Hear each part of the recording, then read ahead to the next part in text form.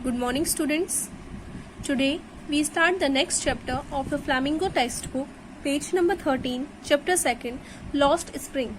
As you all know that spring is one of the season in which all the earth is very colorful because the flowers will grow, the trees shed their leaves and the new trees will grow, and at the same time the most colorful festival Holi comes. But here the author said lost spring. What does it means? कि spring का चले जाना, that means सारे colors का चले जाना. अब उन्होंने अपने टाइटल को इसमें नीचे एक और एलॉबरेट किया है, स्टोरीज ऑफ स्टोलन चाइल्डहुड. उन्होंने बताया है कि ये इस स्टोरी में ऐसे बच्चों के बारे में जिन्होंने अपनी एज से पहले ही अपना बचपना खो दिया, एज से पहले ही वो अपनी एज से बड़े हो गए क्योंकि उनके सामने ऐसी सिचुएशंस आई, ऐसी कंडीशंस आई that they have to adopt those conditions and those conditions make them older, कि उन्होंने अपनी एज से उनको बड़ा कर दिया. The author of this chapter is Anees जंग.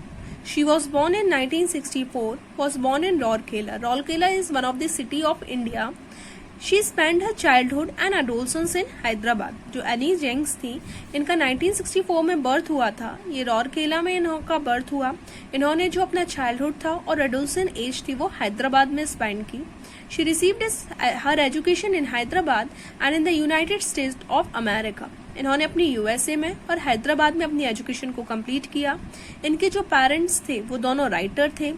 एनी जंग ने अपना कैरियर स्टार्ट किया एज अ राइटर इंडिया में ही, और वो एडिटर बनी एक मेजर न्यूज़पेपर में इंडिया में और उसके बाद अब्रॉड में. And her author several books. The following is an extract from her book title Lost Spring, Stories of Stolen Childhood. Here she analyzes the grinding poverty and traditions which condemned these children to a life of exploitation. इन्होंने कुछ books लिखी जिसमें से इनकी कुछ famous books हैं, Lost Spring, Stories of Stolen Children. और इन्होंने अपने जो काम है अपनी बुक्स में इन्होंने जो पॉवर्टी है या जो ट्रेडिशंस हैं या जो बच्चे हैं जिनको गरीबी की वजह से या सिचुएशंस की वजह से जिनकी लाइफ स्पॉइल हुई है उनकी सिचुएशंस को एक्सप्लेन किया है. Now in this chapter, there are two stories जिसमें उन्होंने बच्चों की जो कंडीशन उनको एक्सप्लेन किया है. And now we will begin with our chapters. So first story is sometimes I find a rupee in a garbage. That means ये इस टाइटल से ही हमको समझ आ रहा है कि एक ऐसे बच्चे की स्टोरी है या एक ऐसे लड़के की स्टोरी है जो कचड़ा उठाने का या कचड़ा बीनने का काम करता है. एक गार्बेज उठाने वाले बच्चे की ये कहानी है जो 1 रुपए मिलने पर भी, कि कचड़ा उठाते उठाते अगर उसको 1 रुपए भी मिल जाता है तो वो उससे भी बहुत ज्यादा खुश हो जाता है. उसके लिए 1 रुपए की वैल्यू भी बहुत ज्यादा है. Why do you, so here we start a story. Why do you do this, I ask Saheb whom I encounter every morning scrounging for gold in the garbage dumps of my neighborhood. Why do you do this? अब ये किसने कहा है? ये हमारे author ने कहा है. तो साहिब वो लड़का है जो कि कचरा उठाता है का काम करता है. जो ऑथर है उनके घर के बाहर एक गार्बेज का डंप लगा हुआ रहता है, गार्बेज का ढेर लगा हुआ होता है कचरे का, और ये साहिब नाम का लड़का वहाँ डेली सुबह से कचरा उठाने के लिए आता है. और उसको देखकर ऐसा लगता है कि जैसे कि वो स्क्राउचिंग मीन्स किसी चीज को सर्च करना, ढूंढना. सर्चिंग फॉर गोल्ड मतलब अब सर्चिंग फॉर गोल्ड से यहाँ ऑथर का क्या मतलब है कि अब उस कचड़े में तुम्हें उसको सोना तो मिलने वाला नहीं है, लेकिन कोई भी जो टूटा फूटा सामान या कोई भी छोटी मोटी चीजें जो हमारे लिए वेस्टफुल हो जाती हैं, जिनको हम फेंक देते हैं, लेकिन वो सारी चीजें उस लड़के के लिए गोल्ड के बराबर हैं. और वो इतनी मेहनत से, इतनी लगन से उनको ढूंढता है जैसे कि उसको उस कचड़े में से कोई गोल्ड मिलने वाला हो. Sahib left his home long ago. She amidst means in between the green field of Dhaka. Dhaka is the capital of Bangladesh. His home is not even a distant memory. Sahib ने अपना घर बहुत पहले ही छोड़ दिया था. उसका जो घर था वो ढाका में था, और अब इतना टाइम पहले जब वो अपना घर छोड़कर आया था तब उसकी एज बहुत कम थी, बहुत छोटा था वो. तो अब उसको अपना घर अच्छे तरीके से, प्रॉपर तरीके से याद भी नहीं है कि कैसा था उसका घर. There were many storms and swept away their field and homes, his mother tell him. और उसको अपना कुछ भी याद नहीं। लेकिन जब उसने अपनी मदर से पूछा तो उसकी मदर ने बताया कि उनका जो घर था वो ओशियन के पास था, समुद्र के पास था। तो समुद्र में जो बहुत ज्यादा स्टॉर्म, तूफान वगैरह आते थे, इससे उनके घरों में और खेतों में पानी भर जाता था। तो उस that's why they left looking for gold in a big city where he lives now. इसलिए उसने क्या कहा कि उसकी मदर ने उसको बताया कि उनका घर, खेत सब कुछ पानी की वजह से खराब हो जाता था, तो इसीलिए वो अपना घर, खेत सब छोड़कर एक बड़ी शहर में आ गए, जिससे कि वो यहाँ पर आके अपने लिए कुछ लाइवलीहुड को ढूंढ सके। I have nothing else to do, he mutters, looking away. तो अब उसने क्या किया है, जो ऑथर ने उससे क्वेश्चन किया था why do you do this, अब उसने उसका आंसर दिया है। उसने क्या कहा कि मेरे पास करने के लिए और कुछ भी नहीं है। ये उसने बिल्कुल ही धीरे से बोला और वो यहाँ वहां देखने लगा। Go to school, I glibly realizing immediately how hollow the advice must sound. तो ऑथर ने उससे तुरंत ही क्या कहा कि तुम्हें स्कूल जाना चाहिए। लेकिन जब उन्होंने ये बोल दिया तो बाद में उनको क्या रियलाइज हुआ कि ये क्वेश्चन ही गलत है, क्योंकि अब जिस बच्चे के पास सर्वाइवल के लिए एटलीस्ट 2 टाइम का खाना नहीं है, वो स्कूल कैसे जा सकता है। तो अगर उसको सबसे जरूरी क्या है, सर्वाइव करने के लिए सबसे पहले तो 2 टाइम का खाने की व्यवस्था करना है। तो ऑथर को लगा कि उसने उससे गलत क्वेश्चन पूछ लिया है। There is no school in my neighborhood. When they build one, I will go. तो साहिब ने और ऑथर से क्या कहा कि मेरे घर के आसपास कोई भी स्कूल नहीं है, अगर मेरे घर के पास स्कूल बन जाएगा तो मैं जरूर स्कूल जाऊंगा। If I start a school, will you come? I ask half choking. अब ये जो लाइन है इसमें हम ऑथर ने का गलत इमेज शो होती है। क्यों? क्योंकि जब उसने कहा कि अगर स्कूल बन जाएगा, तो जो ऑथर है वो उससे मजाक करती हैं, उसी कंडीशन का मजाक उड़ा रही हैं कि अगर मैं स्कूल बनाती हूँ तो क्या तुम आओगे। यस ही से स्माइलिंग ब्रॉडली। तो उसने क्या कहा कि हाँ मैं जरूर आऊंगा, और वो बहुत खुश हो गया। A few days later, I see him running up to me. Is your school ready? अब कुछ दिन बाद जो साहिब था वो ऑथर को देखकर दौड़कर उनके पास आया और फिर ऑथर से वो क्या पूछता है कि क्या आपका स्कूल रेडी हो गया। It takes longer to build a school, I say, embarrassed at having made a promise that was not made. अब जैसे ही साहिब ने ऑथर से ये क्वेश्चन पूछा, तो जो ऑथर थी उनको बहुत ही शर्मिंदगी हुई, embarrassed में शर्माना, कि उन्हें एक ऐसा प्रॉमिस कर दिया है जो कि कभी पूरा हो ही नहीं सकता।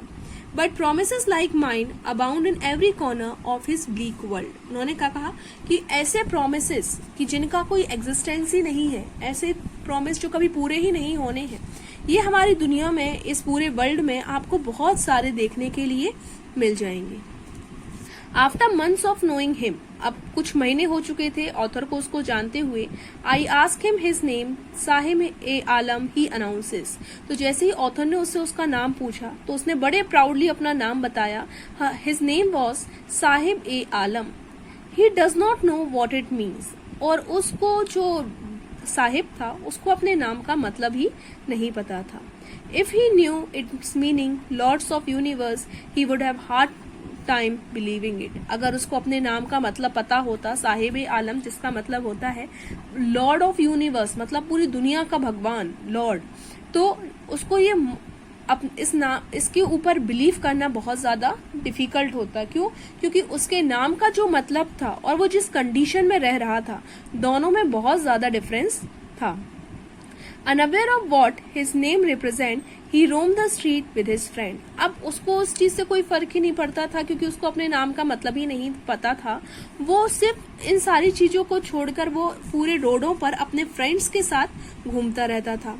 An army of barefoot boys who appear like the morning birds and disappear at noon.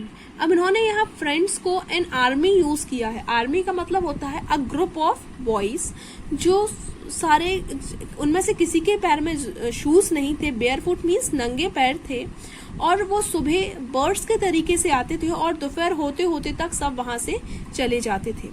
Over the month I have come to recognise each of them. तो ऑथर क्या कहती है कि कुछ महीनों बाद जो ऑथर थी वो उनमें से हर लड़के को पहचानने लगी थी। Why aren't you wearing chappals? I ask one. तो अब जब वो सारे नंगे पैर होते थे तो एक दिन ऑथर ने उनमें से एक लड़के से पूछा कि तुम लोग चप्पल्स क्यों नहीं पहनते हो। My mother did not bring them down from the shelf, he answer simply. उस लड़के ने ऑथर को क्या आंसर दिया कि जो मेरी चप्पल है वो शेल्फ पर रखी हुई है, ऊंचाई पर रखी हुई है, और मेरी मदर ने मुझे वहां से निकाल कर नहीं दी। उसने बहुत ही सिंपल तरीके से ऑथर को ये आंसर दे दिया। Even if she did, he will throw them off at another who is wearing shoes that do not match. तो जो एक और लड़का था उन्हीं में से, उसने ये आंसर सुना तो वो बीच में ही क्या बोलता है कि अगर वो इसको निकाल कर भी दे देती तो ये अपने उनको फेंक देता, क्योंकि इसको पसंद ही नहीं है चप्पल पहनना। अब जो ये सेकंड लड़के ने ये बात बोली थी, उसने अपने पैर में डिफरेंट शूज पहने हुए थे। अब डिफरेंट शूज क्यों पहने हुए थे? क्योंकि उसको नए नए जूते पहनने का शौक था, लेकिन वो जूतों को अफोर्ड नहीं कर सकता था, उसके पास इतने पैसे नहीं थे कि वो नए जूते को परचेज कर सके। तो उसने क्या किया, उसको गार्बेज को उठाते टाइम उस गार्बेज के ढेर में 2 अलग अलग शूज मिले थे, तो उसने वो दोनों ही शूज पहन लिए। When I comment on it, he shuffles his feet and say nothing. तो ऑथर ने जब देखा कि वो दोनों पैर में अलग अलग जूते पहने हुए हैं, तो ऑथर ने उनसे फिर पूछा कि तुमने अलग अलग शूज क्यों पहने हुए हैं? तो जो वो लड़का था अब वो चुप हो गया, उसके पास कुछ आंसर नहीं था, और उसने अपने एक पैर के ऊपर दूसरा पैर रख लिया, इस तरीके से जैसे कि वो ये छुपाने की कोशिश कर रहा हो। I want shoes, says a third boy who has never owned a pair all his life. अब तीसरा लड़का उसमें से क्या बोलता है कि मुझे भी शूज चाहिए हैं, जिसको अपनी पूरी लाइफ में कभी भी शूज मिले ही नहीं थे, ना उसने कभी शूज पहने थे। Traveling across the country, I have seen children walking barefoot in cities on village road. तो वो क्या कहती है कि पूरी दुनिया में घूमते हुए मैंने ऐसे बहुत सारे बच्चे देखे हैं कि जो नंगे पैर घूमते हैं, सिटीज में भी और विलेज रोड्स में भी। It is not lack of money, but a tradition to stay barefoot is one explanation. अब उसमें से एक लड़का क्या कहता है कि हम लोगों के बीच में एक ट्रेडिशन है कि हम लोग चप्पल नहीं पहनते हैं, नंगे पैर ही घूमते हैं। I wonder if this is an excuse to explain away a perpetual state of poverty. तो ऑथर क्या कहती है कि अब उनको वो कहती है मुझे नहीं पता कि उस लड़के ने ये जो ट्रेडिशन वाली बात बोली थी, ये उन लोगों में सच में ट्रेडिशन था, या लंबे टाइम से, बहुत समय पहले से गरीबी की वजह से, जो ऐसी गरीबी जो कभी खत्म होने वाली नहीं है, ऐसी गरीबी की वजह से उनको कभी शूज मिले ही नहीं है, इसलिए उन्होंने ये अपना एक ट्रेडिशन समझ लिया था कि उनके बीच में एक ऐसा ट्रेडिशन है कि वो लोग शूज पहनते ही नहीं है। So I hope you understand this chapter till here. Read this chapter, it's a good story. Tomorrow we continue the same chapter. Thank you.